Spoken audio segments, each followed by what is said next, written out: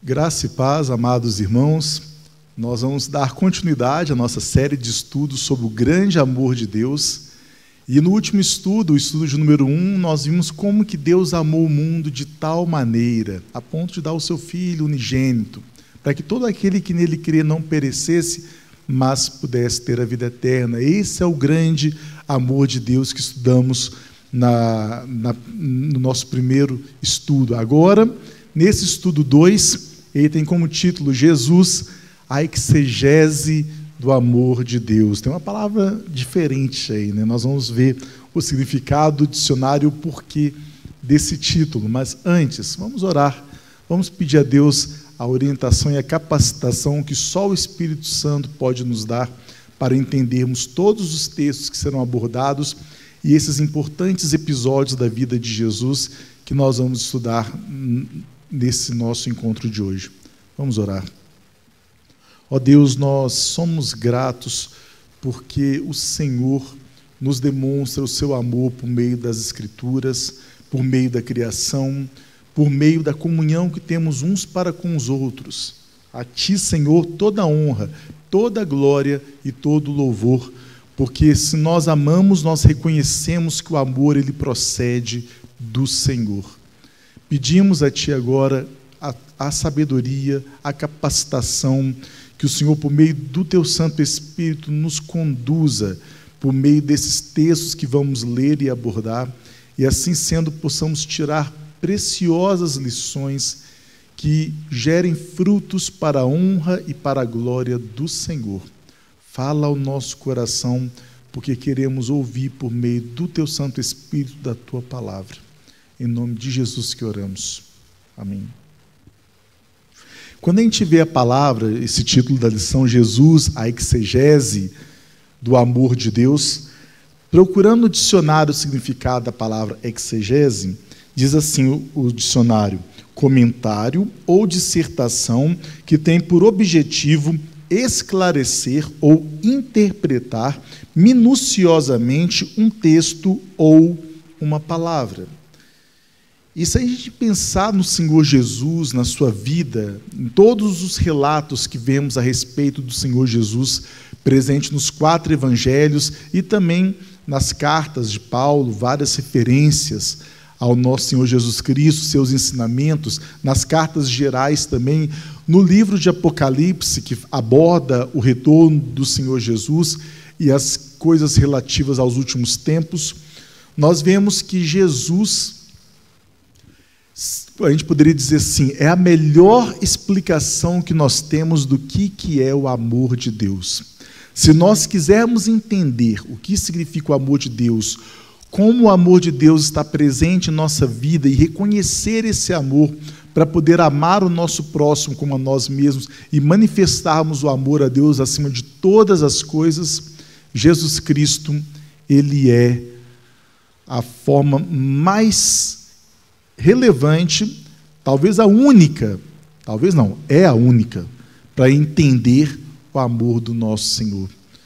Nós vemos evidências do amor de Deus na criação, na nossa comunhão uns com os outros, em diversos episódios do Antigo Testamento, mas a essência do amor de Deus é Cristo.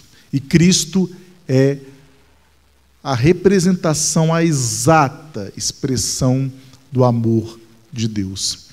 E Paulo, ele escreve bem sobre isso lá na carta aos Romanos, capítulo 8, versículos de 38 a 39, num belíssimo cântico de vitória, que encerra com as seguintes palavras: porque eu estou bem certo de que nem a morte, nem a vida, nem os anjos, nem os principados, nem as coisas do presente, nem do porvir, nem os poderes, nem a altura, nem a profundidade, nem qualquer outra criatura poderá separar-nos do amor de Deus que está em Cristo Jesus, nosso Senhor. Essa parte final, está em Cristo Jesus, nosso Senhor. Paulo deixa claro e de uma forma indubitável que Jesus Cristo, ele é essa exata expressão do amor de Deus. Quem poderia ter um amor como esse, de dar a sua vida em favor dos seus amigos? Quem poderia ter um amor como este, de entregar o seu único filho, seu unigênito filho, de tal forma que todo aquele que nele crê tem a oportunidade de ter a vida eterna, basta crer. Aí, por meio dessa fé, o justo que vive pela fé, por meio dessa fé no Filho de Deus, todas as outras coisas elas vêm. Aí nós fazemos obras para a glória do nosso Senhor, manifestamos a nossa fé por meio das obras, porque a fé também ela não é inoperante. E também temos a oportunidade de anunciar a mensagem do amor, porque não é possível guardar tão grande amor para nós mesmos, mas a gente anuncia, a gente prega esta palavra. Jesus Cristo ele ensinou com amor a todos que chegavam perto dele. Aquela mesma cena que nós vimos no estudo anterior, no nascimento de Jesus Cristo, que tem a oportunidade de levar aquela mensagem para aqueles pastores, homens simples do campo, que vão conferir e têm a oportunidade de ver Jesus deitado num berço de palhas. Mais adiante um pouco, aqueles homens sábios do Oriente, depois de uma viagem muito extensa, na esperança de ver o Messias, eles veem, porque eles creem na profecia, e eles veem um sinal, e aquele sinal os conduz até o Mestre, até Jesus Cristo. E ali eles oferecem os seus presentes. Aquela mesma cena de amor, nós vamos ver ela repetindo e ela presente em todos os momentos da vida do nosso Senhor Jesus Cristo. Irmãos, não há um episódio relacionado durante toda a vida do nosso Senhor Jesus Cristo, que é registrada nos Evangelhos, que não podemos perceber o amor de Deus. Não há episódio em que a gente não possa perceber o amor de Deus. Pelo contrário, o amor de Deus está presente em todos os episódios. Desde os momentos de correção, desde os momentos de ensinamento, desde os momentos de sinais, milagres, o Senhor Jesus ali demonstrando o seu amor, pacientemente cumprindo a promessa, Deus conosco, habitando em carne e osso entre todos os homens que tiveram o privilégio de viver naquela mesma época que Jesus Cristo esteve aqui entre nós. E hoje, nós temos o cumprimento da promessa do Emanuel, Deus conosco, por meio do Santo Espírito, que habita na igreja, que habita em nossos corações, nós que somos templos do Espírito. O amor de Deus, ele não faz acepção de pessoas, ele chega a todos. É um amor que não muda, porque Jesus Cristo é o mesmo ontem, hoje e o será para sempre, como a gente pode ler em Hebreus capítulo 13, versículo 8. Por essa razão, Paulo, ele testifica que nada pode nos separar do amor de Deus, nada. Nenhuma circunstância, nenhuma ocasião, nenhum pensamento, nenhuma filosofia, nenhum conhecimento humano, nada pode nos separar do amor de Deus que está em Cristo Jesus, o nosso Senhor. A razão de tudo isto é que o amor está em Cristo Jesus. E se nós permanecemos nele, nós amamos. E nós amamos sem distinção, sem fazer acepção de pessoas, imitando o nosso Mestre, o nosso Senhor Jesus. E há alguns episódios na vida de Jesus que nós vamos hoje nos debruçar neles com um pouco mais de atenção. O primeiro episódio é um sermão muito conhecido. Se a gente pega todos os ensinamentos de Jesus, nenhum dos ensinamentos talvez tenha tanta relevância nas nossas memórias e lembranças dos textos bíblicos como o Sermão do Monte. É um belíssimo texto, é um belíssimo conjunto de ensinamentos que Mateus ele registra ali nos seus capítulos iniciais e que Jesus Cristo nos deixa como ensinamento a respeito da sua justiça e do seu amor. E Jesus, onde ele ensinava, ele tocava o coração daqueles que estavam ali presentes, ouvindo, e de uma forma muito especial, porque ele falava com autoridade. A autoridade que não era vista e jamais foi vista na vida de ninguém. E Jesus Cristo, ele sendo Deus e homem perfeito e Deus, Jesus Cristo, enquanto ele esteve aqui entre nós, ele ensinou com amor. E todos aqueles que podiam ouvir aquela mensagem também tinham seus corações transformados quando criam em Jesus como Messias e como Salvador. E aí Mateus, no capítulo 5, no versículo 20, ele registra a seguinte palavra: porque vos digo que se a vossa justiça não excederem muito a dos escribas e fariseus, jamais entrarão no reino dos céus. O comentarista Wiersbe, ele diz que esse texto, ele pode ser considerado o coração do sermão. Esse sermão que a gente conhece como Sermão do Monte. Mateus capítulo 5, versículo 20. O tema, segundo esse comentarista desse sermão, o tema central é a justiça de Deus.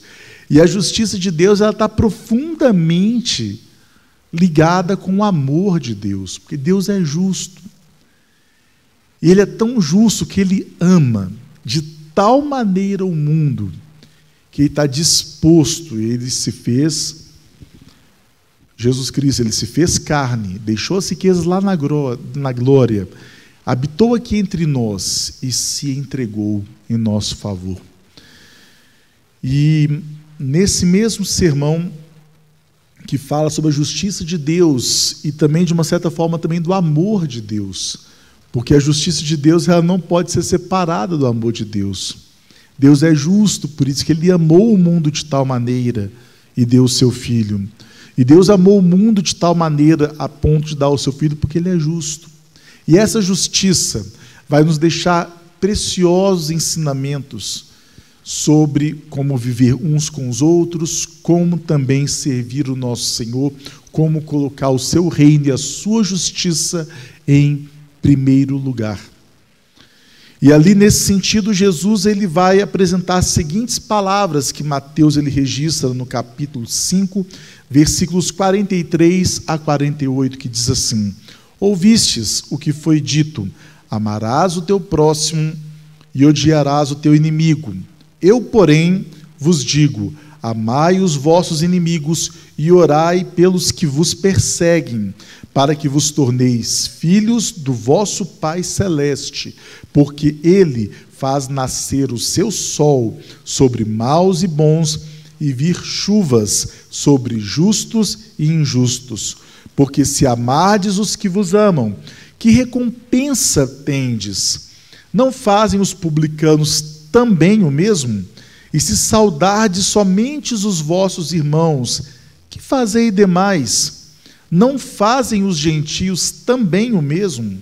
Portanto, sede perfeitos como perfeito é o vosso Pai Celeste. Inicialmente, vendo essas palavras, a gente percebe, olhando vários comentários, notas de Bíblias de estudo que o irmão tiver a oportunidade de ter acesso, nós vemos que Jesus Cristo, ele começa dizendo essas palavras: ouviste o que foi dito, ou seja, aquilo que ele iria falar não necessariamente estava registrado nos escritos sagrados. E, de fato, a gente vê que a primeira parte, amarás o teu próximo, a gente encontra isso lá na narrativa de Levítico, capítulo 19, versículos 18 e 34. Amar o teu próximo é encontrado nesse texto.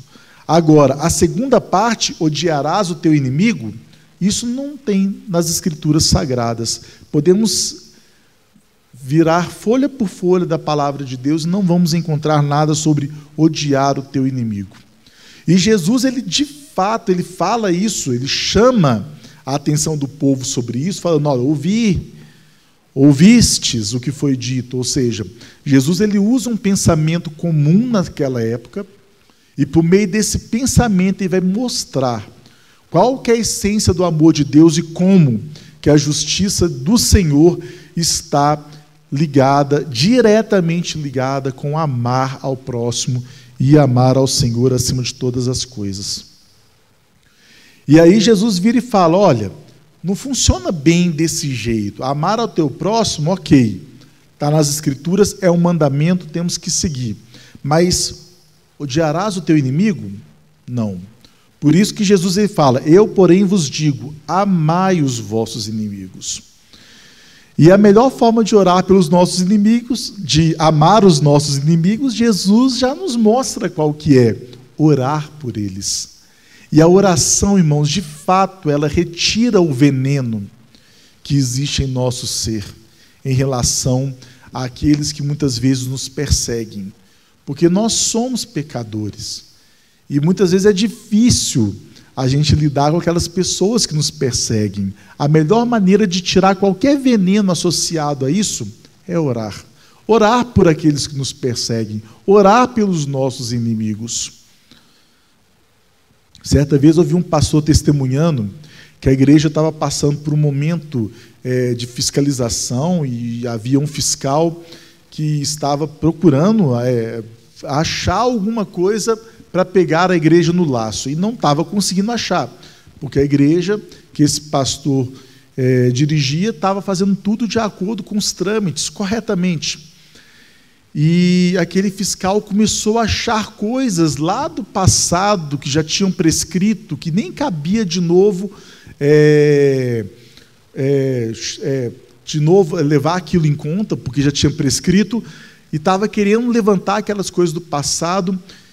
E aí aquele pastor deu um testemunho que tocou muito meu coração quando ele disse, nós estamos orando por ele, porque a Bíblia nos ensina a orar por aqueles que nos perseguem. E glória a Deus.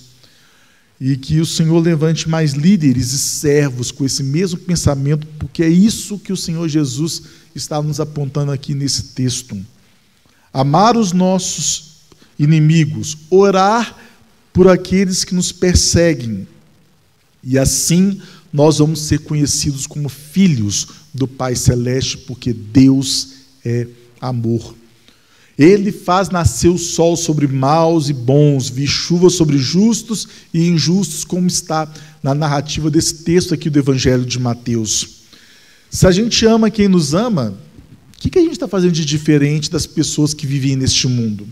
Se consideramos apenas aqueles que nos consideram, ou se abençoamos apenas aqueles que nos abençoam, que coisa diferente que nós estamos fazendo, que testemunho que nós estamos dando? É preciso dar um passo além, porque essas coisas são coisas que as pessoas que vivem neste mundo, elas fazem e dizem que já é o suficiente. Mas para nós que somos servos de Deus, isso não é o suficiente, é preciso dar um passo além, amando os nossos inimigos, orando por aqueles que nos perseguem.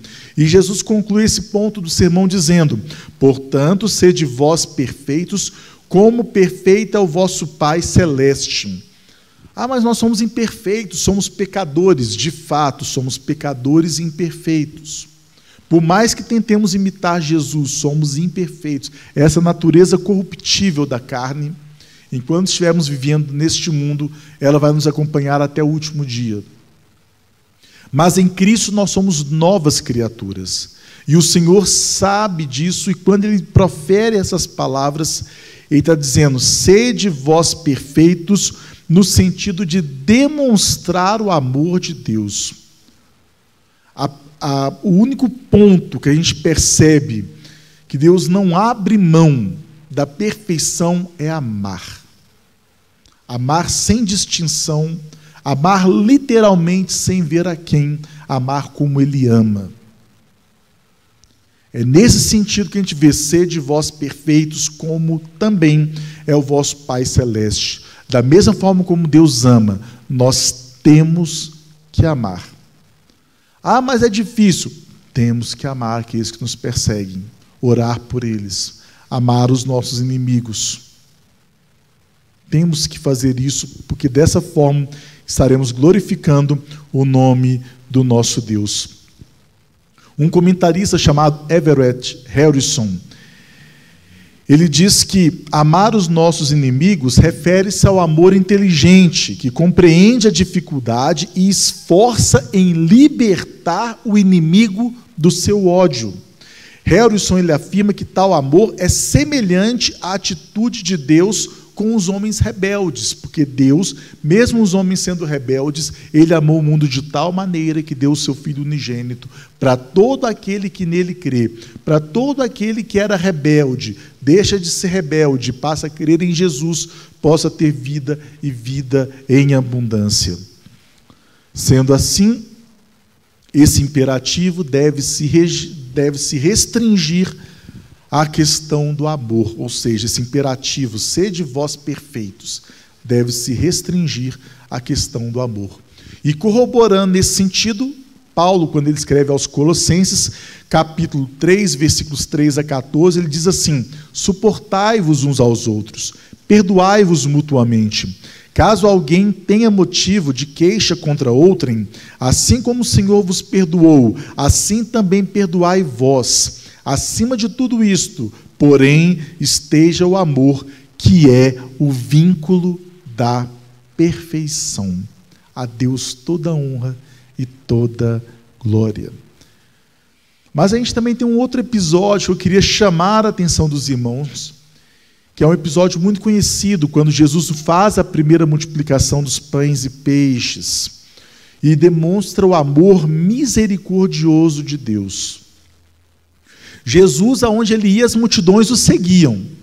Nesse relato é interessante, porque Jesus estava no barco, ele quer passar de um ponto a outro, ali daquele mar onde ele estava navegando de barco, e aí a população, o povo que estava seguindo, vendo o percurso e já supondo aonde Jesus ia, em terra começa a seguir Jesus. Jesus indo pelo mar e o povo seguindo em terra.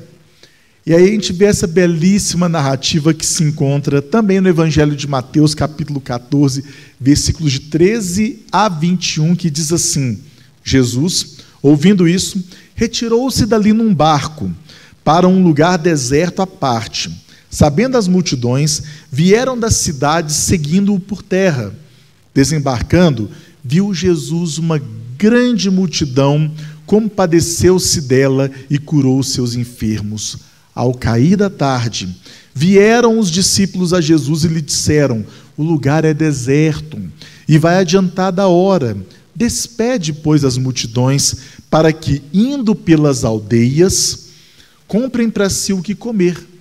Jesus, porém, lhes disse: não precisam retirar-se, dai-lhes vós mesmos de comer. Mas eles responderam: não temos aqui senão 5 pães e 2 peixes. Então ele disse: trazei-mos.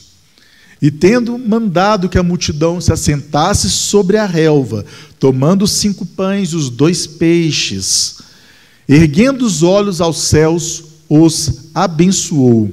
Depois, tendo partido os pães, deu-os aos discípulos, e estes às multidões.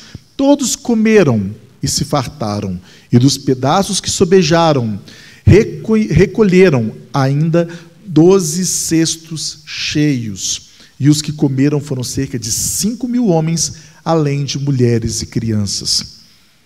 Irmãos, nesse relato, é incrível o amor do nosso Senhor. Jesus, ele queria ter um momento a sós ali, porque ele era homem como nós, ele precisava de ter uns momentos a sós, de oração. A gente vê, inclusive, no Evangelho de Lucas, vários momentos o evangelista ali mostrando que Jesus ele se retirava para orar. Ele precisava de momentos a sós também. E ali, na hora que ele vai para daquele ponto até aquele outro ponto ali do mar, a multidão segue ele por terra.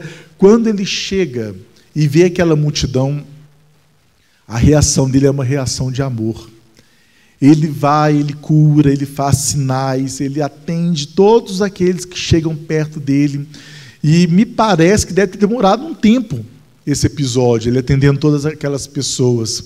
A ponto do dia terminar, já está começando a escurecer, os discípulos ficam preocupados, o que nós vamos fazer? Tem muita gente aqui, se não despedir e elas continuarem com a gente aqui, pode, de repente, até causar algum problema aqui, as pessoas ficarem agitadas porque vão ficar com fome, vão ficar famintas.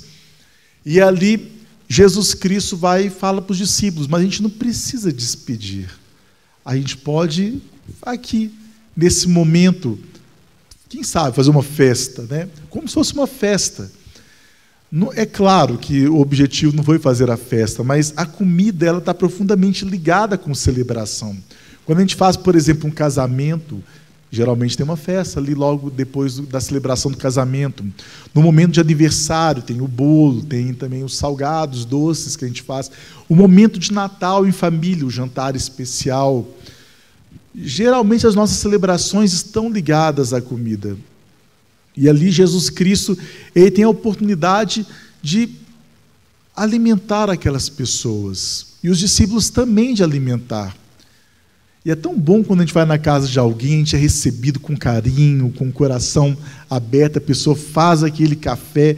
Pode ser um pão francês ou pão de sal, como a gente chama aqui, com manteiga e um cafezinho que já está tão bom. Quando a gente vê que aquilo está sendo entregue com amor, é algo especial. O pão fica mais gostoso, a manteiga fica mais saborosa, o café parece que nos chama mais atenção, o sabor. Então, Jesus Cristo, ele demonstra o seu amor. E ali tem uma celebração, não combinada, uma celebração espontânea surge. Jesus ergue os olhos, pega aqueles 5 pães e 2 peixes, que era o que os discípulos tinham para oferecer. Ele dá graças ao Pai por aquilo, porque aquilo já era o suficiente. E ali a gente tem aquele milagre estrondoso da multiplicação dos pães e peixes, e toda aquela população sendo alimentada, e bem alimentada, porque sobra muito. E os que foram alimentados, sem contar mulheres e crianças, 5.000 pessoas. O amor de Deus ele é um amor abundante, é um amor que sobra, que vai além da nossa compreensão. Certamente os discípulos devem ter ficado assim, maravilhados de ver aquilo que estava acontecendo. Porque os pães e peixes eram multiplicados por meio daquela partilha, e eles iam distribuindo para as multidões, e sobra aquela quantidade de cestos com pães e peixes. O amor de Deus, ele é um amor de fato sem limites. Ele é capaz de transformar o coração endurecido pelas circunstâncias mais difíceis desta vida. Aquela alma que está faminta e quer conhecer de Deus, pode encontrar alimento no pão da vida, que é o nosso Senhor Jesus Cristo. E um terceiro episódio, Jesus, durante todo o tempo que andou aqui na terra, na verdade nem se trata de um episódio, é toda a vida de Jesus mesmo, seria esse terceiro ponto do nosso estudo. O amor de Deus ele não muda, a gente percebe isso desde a criação de todas as coisas, durante o período do Deus de amor e o povo da aliança, que a gente viu nas lições ali com a professora Isabel, e também agora, aqui nós estamos nos debruçando em alguns episódios do Novo Testamento, e como esses episódios estão ligados com o amor de Deus, nós vemos que o amor de Deus ele não muda. Jesus Cristo é o mesmo ontem, hoje, o será para sempre. E esse amor imutável foi registrado de uma forma muito especial num determinado momento que Jesus, próximo ali de se entregar na cruz do Calvário, já naqueles episódios da última semana dele aqui na terra, antes da crucificação, Jesus Cristo tem esse relato dele registrado por João no capítulo 13, versículo 1. Ora, antes da festa da Páscoa, sabendo Jesus que era chegada a sua hora de passar deste mundo para o Pai, tendo amado os seus que estavam no mundo, amou-os até ao fim. Irmãos, esse amor de Jesus, Jesus estava ali perto de passar por uma terrível morte, que era a morte de cruz, se entregar por nós. Jesus Cristo, o mesmo amor que ele demonstrou nascendo numa manjedoura, esse amor permanece imutável até esse episódio que João escreve. e continua imutável ali na cruz do Calvário, continua imutável na ressurreição de Jesus vencendo a morte e nos dando vida eterna, e continua imutável hoje, nos sustentando através do Espírito Santo que em nós habita e que conduz a igreja. O amor de Deus, ele permanece imutável, não tem sombra de variação e nem mudança. Nós podemos confiar nessa verdade e seguir anunciando o Evangelho com intrepidez, porque o amor de Deus, ele não muda. Essa é a exata expressão do amor de Deus, o nosso Senhor Jesus Cristo. Quer conhecer do amor de Deus? Conheça Jesus Cristo por meio dos relatos preciosos que nós encontramos nos 4 evangelhos, por meio dos ensinamentos preciosos que temos ao longo de todas as Escrituras Sagradas. E como aplicação desse estudo, Deus, ele nos salvou pela graça. Jesus Cristo, ele se entregou de graça. Não há nada que o homem possa fazer para ser salvo. Não temos como retribuir tão grande amor que nos é entregue de graça, que nos é entregue de uma forma que não temos como descrever, porque a graça, ela é um favor imerecido. O homem não merece, mas mesmo assim Deus dá o seu Filho unigênito. E lá em Efésios capítulo 2, versículos 8 e 9, Paulo registra assim: porque pela graça sois salvos, mediante a fé, ou seja, todo aquele que crê. E isto não vem de vós, é dom de Deus, é um presente de Deus, não de obras, ou seja, nada que o homem possa fazer, para que ninguém se glorie. Por isso que nós nos gloriamos no Senhor Jesus Cristo, nos gloriamos na cruz de Cristo, porque ali o nosso pecado foi pago de uma vez por todas. Jesus Cristo morreu a nossa morte. E pela graça nós somos salvos mediante a fé que nós temos no Filho de Deus. Esta é a mensagem que devemos espalhar. Essa é a mensagem que mostra a exata expressão do amor de Deus. Não partiu do homem, mas partiu de Deus. Quando a gente vê o relato lá do Sermão do Monte, a gente vê que a justiça de Deus, ela está profundamente ligada no seu amor, que foi demonstrado de uma forma incontestável na cruz do Calvário. Quando a gente vê o episódio da multiplicação dos pães e peixes, aquela bela cena que foi quase uma festa, alimentando tantas pessoas, a gente vê Deus, por meio de Jesus Cristo, mostrando que Jesus é o pão da vida. Todo aquele que tiver fome pode vir até Jesus Cristo. Se a fome for física, Deus pode fazer um milagre para saciar essa fome física. E o mais importante, se a fome for espiritual, certamente em Jesus Cristo, essa fome ela vai ser suprimida. E para a honra e glória do Senhor, vidas que querem conhecer Jesus têm a oportunidade de encontrar nele salvação sem igual. Somos salvos pela graça, não por méritos nossos, pela fé que nós temos em Cristo Jesus, a fé que qualquer um pode ter, desde aquela pessoa na condição social mais simples até aquela pessoa que tem mais conhecimento aqui na Terra de diversas ciências ou diversas coisas referentes ao pensamento humano. Todo aquele que tem fé, que crê, tem a oportunidade de encontrar em Cristo a salvação, porque pela graça nós somos salvos. Vamos orar. Senhor, a Ti toda honra, toda glória e todo louvor, porque somos salvos pela Tua graça. Isso não vem de nós, ela vem do Teu coração amoroso. Reconhecemos que não merecemos, mas cremos no sacrifício que Jesus Cristo ali consumou na cruz do Calvário. Ele morreu a nossa morte. E nós temos vida nele. Não vivemos mais nós, mas Cristo vive em nós. Portanto, nós sabemos que aqueles que seguem o Senhor, os justos, eles vivem pela fé, a fé no Filho de Deus, o nosso Senhor e Salvador Jesus Cristo. E é por meio dele que nós oramos e agradecemos. Amém e amém. No próximo estudo nosso, nós vamos ver que Deus nos amou primeiro. E é por isso que nós amamos. Deus te abençoe.